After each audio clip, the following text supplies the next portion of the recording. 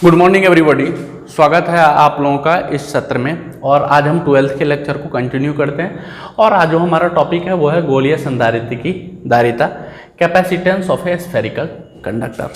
तो ध्यान से देखिए, बहुत आसान चीज़ है। स्फेरिकल कंडक्टर के अंदर क्या होता है, दो कंसेंट्रिक स्फेयर होता है और वो हॉलो होता है।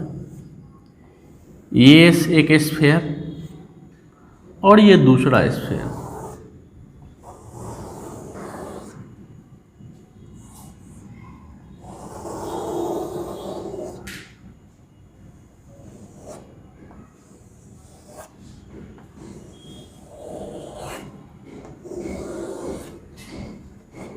ये दोनों स्फेयर कंसेंट्रिक है, दोनों का सेंटर एक ही जगह है। और जो हमारा गोलीय संधारित्र होता है वो इसी तरह का होता है, क्योंकि गोलीय बोला गया है तो स्फेयर होगा। गोलीय संधारित्र में दो स्फेरिकल कंसेंट्रिक स्फेयर होता है। कंसेंट्रिक स्फेयर मतलब दोनों स्फेयर, ये इनर स्फेयर है, ये आउटर स्फेयर है, दोनों की सेंटर एक ही पॉइंट पर है। मान लेते इस पॉइंट को हम बोल देते हैं ओ। ये जो हमारा इनर स्फेयर है इसकी रेडियस हम ए कंसीडर करते हैं, और ये जो हमारा आउटर स्फेयर है इसकी रेडियस को हम बी कंसीडर करते हैं। हमारा जो आउटर स्फेयर होता है, जैसा कि आप पैरेलल प्लेट कैपेसिटर में भी देखे थे कि एक प्लेट जो होता है वो अर्थ किया रहता है। तो जिस तरह से पैरेलल प्लेट कैपेसिटर में भी दो प्लेटें होती थी, तो यहाँ भी ये जो दोनों स्फेयर हैं जो कंसेंट्रिक है, ये भी एक प्लेट जैसा काम करेगा। तो यहाँ भी जो हमारा आउटर स्फेयर होता है वो अर्थ किया रहता है। ये जो हमारा इनर स्फेयर है इसके आउटर सरफेस पर हमने प्लस क्यू चार्ज दिया, जो इस सरफेस पर यूनिफॉर्मली डिस्ट्रीब्यूट हो गया।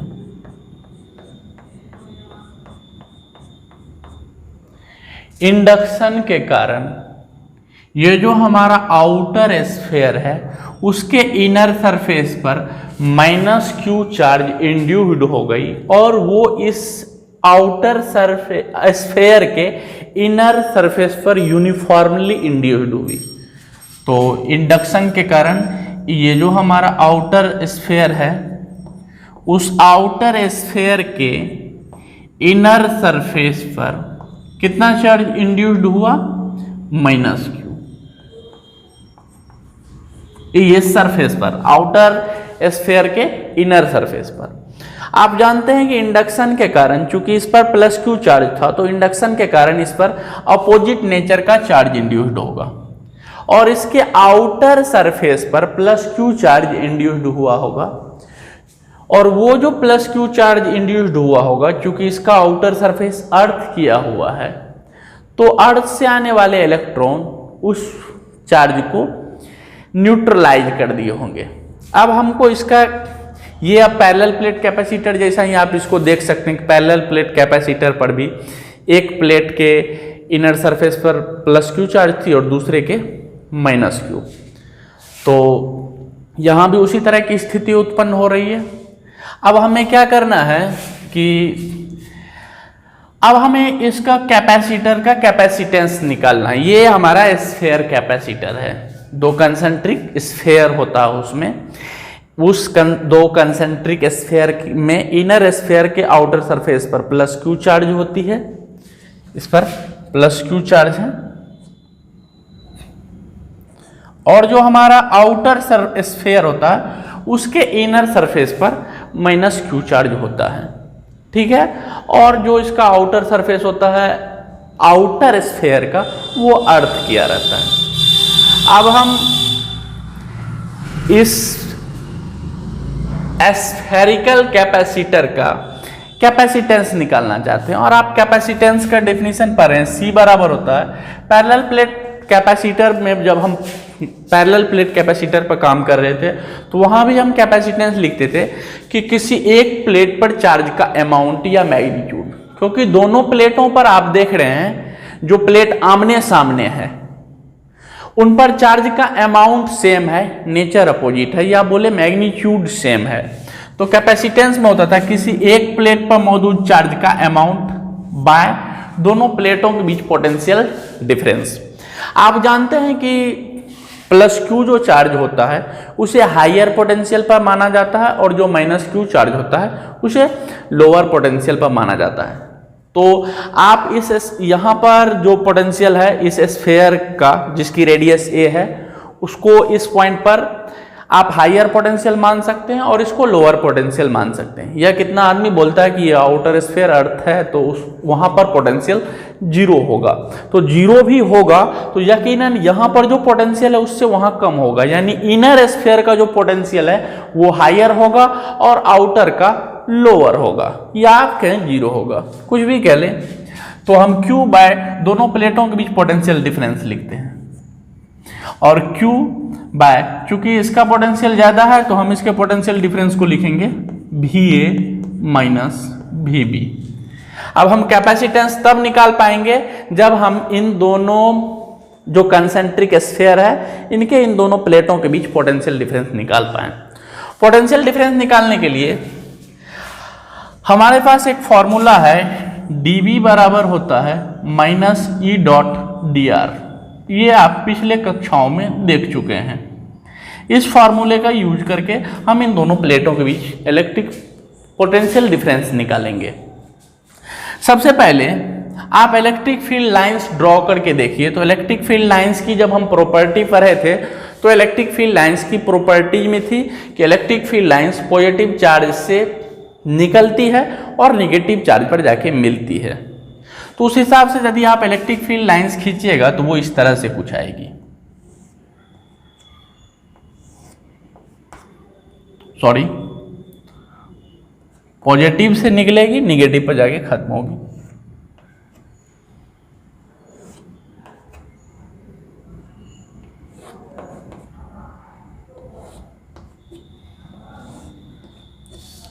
अब सवाल उठता है कि क्या इन दोनों प्लेटों के बीच इलेक्ट्रिक फील्ड इंटेंसिटी यूनिफॉर्म है?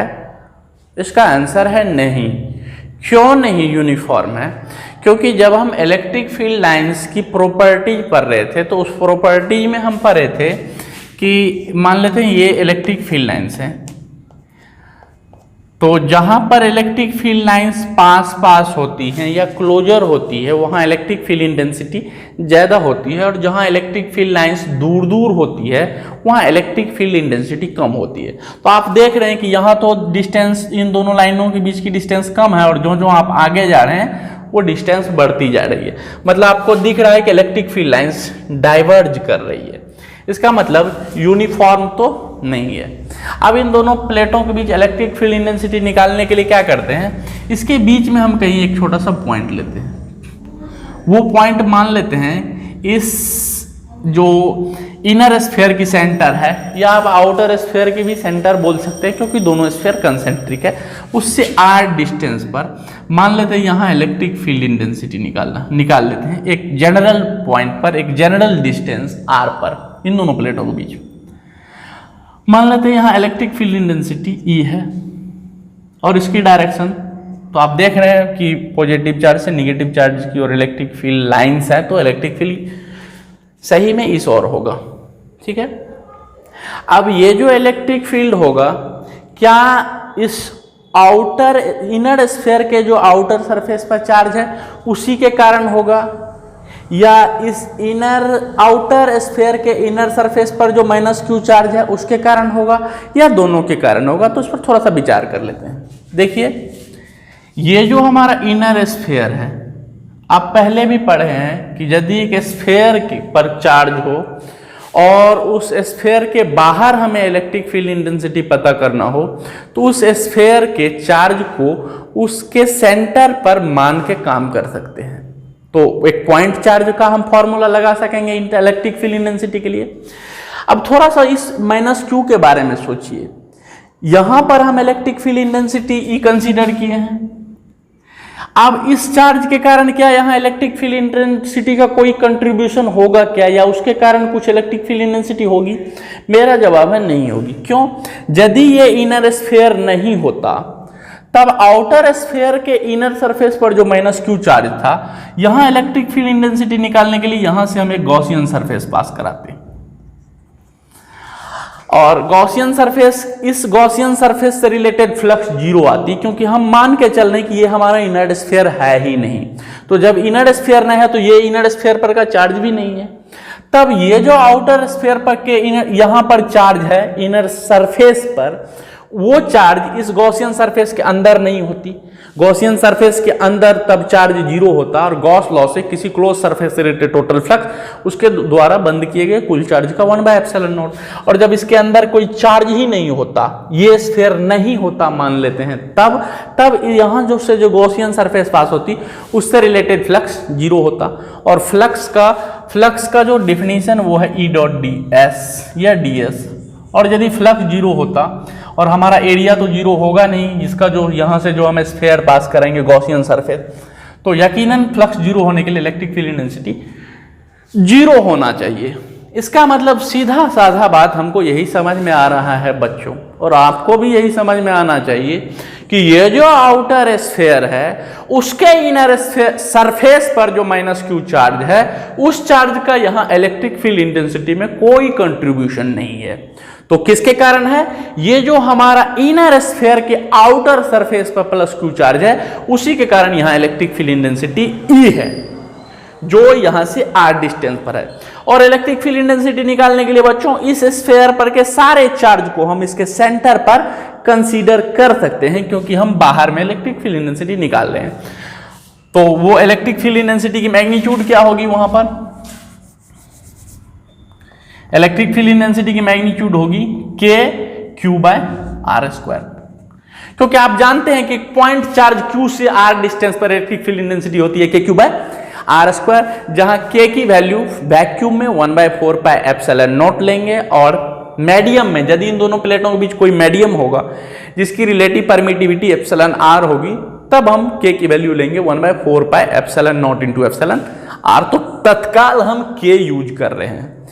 kq/r² क्यों? क्योंकि ये सारा जो चार्ज था ना, इसको हम इसके सेंटर पर कंसंट्रेटेड मान चुके हैं, तो वो एक पॉइंट चार्ज जैसा हो गया। और एक पॉइंट चार्ज से r डिस्टेंस पर इलेक्ट्रिक फील्ड इंटेंसिटी होती है kq/r²। और इस चार्ज के कारण हम अभी आपको पहले बताएं कि कोई इलेक्ट्रिक फील्ड इंटेंसिटी का कंट्रीब्यूशन नहीं होगा इस पॉइंट पर।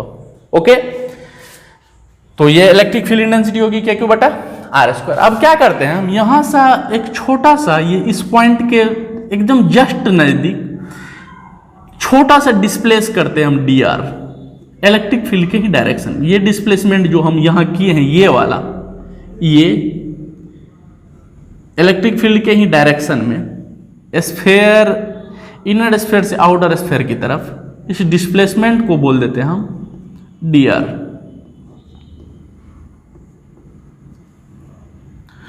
तो आप देख रहे हैं कि इलेक्ट्रिक फील्ड इंटेंसिटी इस इधर है और dr भी हम उसी डायरेक्शन में दिए, तो E और dr के बीच एंगल 0 डिग्री है। अब हम पोटेंशियल डिफरेंस यहां से निकालते हैं, minus E dot dr, E dr, और दो वेक्टर का डॉट प्रोडक्ट करते हैं बच्चों, A डॉट b तो होता है AB cos थीटा, तो यहां E dr cos कितना 0 degree, minus E dr cos 0 degree value 1 होती है। यहाँ फॉर्मूला में भी dr था, हमने dr लिया है, आप कुछ भी ले सकते हैं, dx ले सकते हैं। dx कब लेते? जब ये डिस्टेंस x लेते, इससे रिजल्ट को कोई फर्क नहीं पड़ता है। अब हम पोटेंशियल डिफरेंस निकालने के लिए इंटीग्रेट करते हैं, इंटीग्रेशन dv। और आप देख रहे हैं कि हम बढ़ किधर से रहे हैं, a से किधर, b की ओर। तो पहले जो हमारा पोटेंशियल आएगा, यहां पर आएगा va और यहां आएगा vb, क्योंकि हम इधर से इधर जा रहे हैं, ठीक है। और यहां हो जाएगा माइनस E dr, फिर हमारा लिमिट होगा a टू b, ठीक है।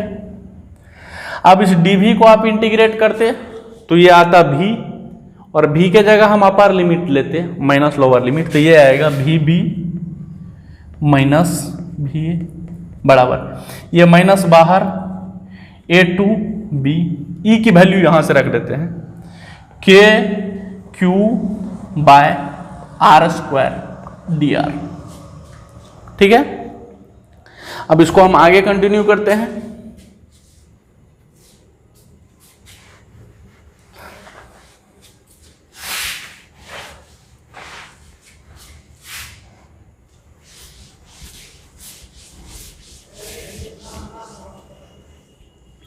आगे कंटिन्यू करते हैं बच्चों।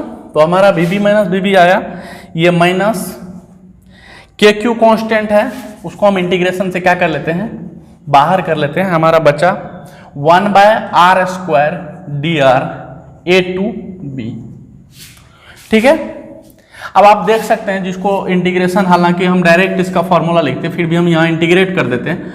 1/r² dr का यदि हम डिफिनिट इंटीग्रेशन लिखे तो 1/r² को लिख सकते हैं r⁻² इंटू dr। ये x⁻n जैसा है और उसका इंटीग्रेशन होता है r⁻n+1/n+1 plus integration constant c, ये हो जाएगा r⁻−1/−1 यानी माइनस r⁻−1 प्लस c।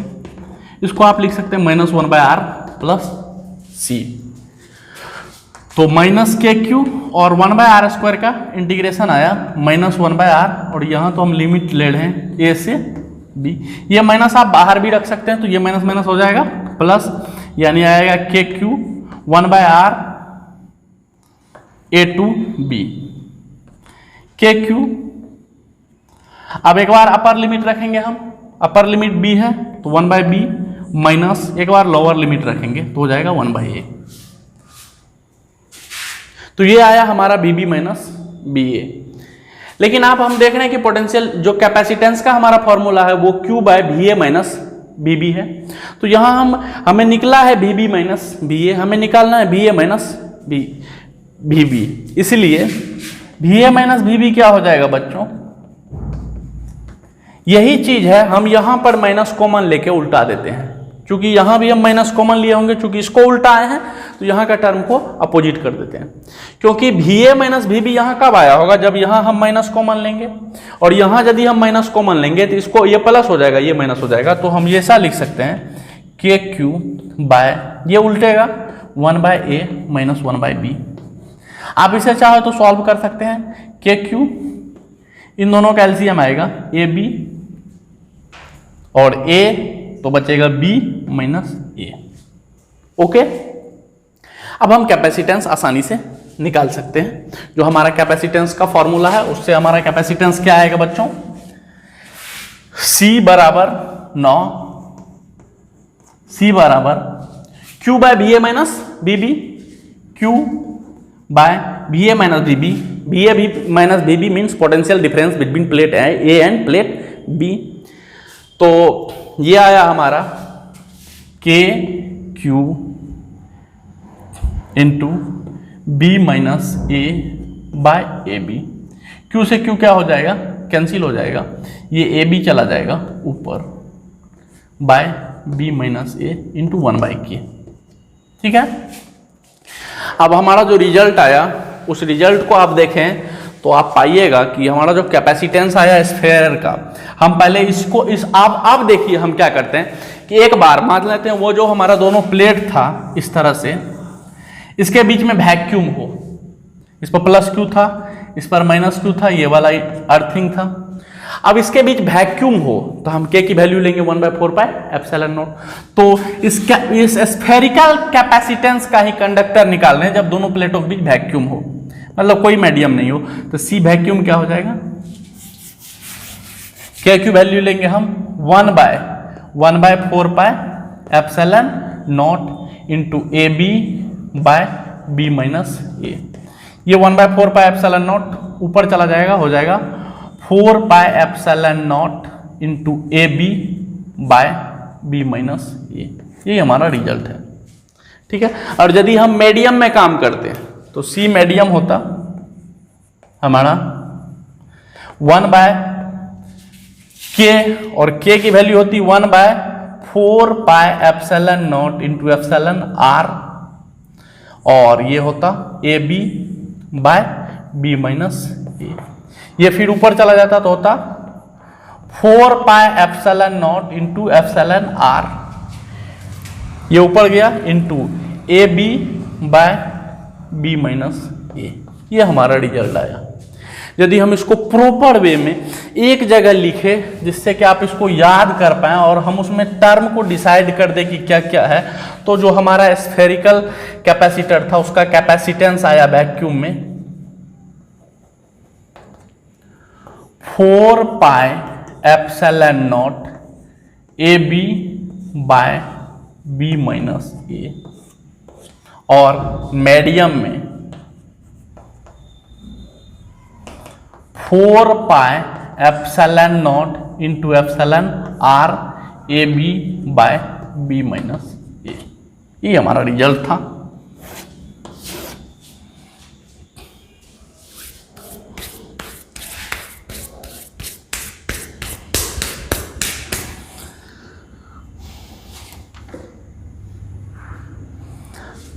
आशा करता हूं कि आप इसको समझ पाए। अब इसमें आराम से आप देख सकते हैं कि 4 पाई एप्सिलॉन नॉट है वैक्यूम की मतलब परमिटिविटी ऑफ फ्री स्पेस, और यहाँ ए है इनर स्फीयर की रेडियस और बी आप पिछले देखे हैं कि आउटर स्फीयर का रेडियस। याद आप आसानी से कर सकते हैं कि दोनों फार्मूले में 4 पाई एप्सिलॉन नॉट और यहाँ है 4 pi epsilon naught into epsilon R. क्योंकि आप मीडियम में काम कीजिएगा तो यहाँ मीडियम की रिलेटिव परमिटिविटी मल्टीप्लाई कीजिएगा।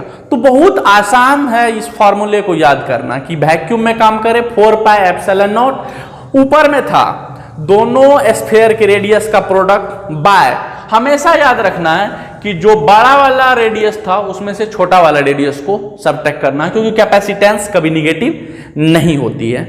ठीक है, तो ये जो b माइनस ए है तो यहां 12 वाला का रेडियस माइनस छोटा वाला का रेडियस, हमेशा 12 में से छोटा घटाएंगे, क्योंकि ये सारा चीज पॉजिटिव है, ये दोनों प्रोडक्ट में है तो पॉजिटिव है, लेकिन ये पॉजिटिव कब आएगा जब 12 में से छोटा घटेगा। तो आपको हमेशा याद रखना है 4 पाई एप्सिलॉन नॉट वैक्यूम में और यहाँ 4 pi epsilon naught into epsilon R medium में, और दोनों में मल्टीप्लाई होगा रेडियस का प्रोडक्ट बाय रेडियस का डिफरेंस, और रेडियस का डिफरेंस नीचे में होगा और डिफरेंस में 12 वाला रेडियस पहले होगा, छोटा वाला रेडियस बाद में होगा। दैट्स इट, आज के लिए बस इतना ही। आशा करता हूं कि आज का टॉपिक आपको अच्छा लगा हो और आपको समझने में आसानी हुई हो। यदि आपको हमारा लेक्चर अच्छा लगा हो तो आशा करूंगा कि आप हमारे YouTube चैनल जो YouTube पर श्री कृष्णा क्लासेस मधेपुरा के नाम से मौजूद हैं उसे सब्सक्राइब करेंगे, और इसी तरह के वीडियो की नोटिफिकेशन आपको लगातार मिलते रहे उसके लिए आप हमारे चैनल के बेल आइकन को दबाएंगे। धन्यवाद।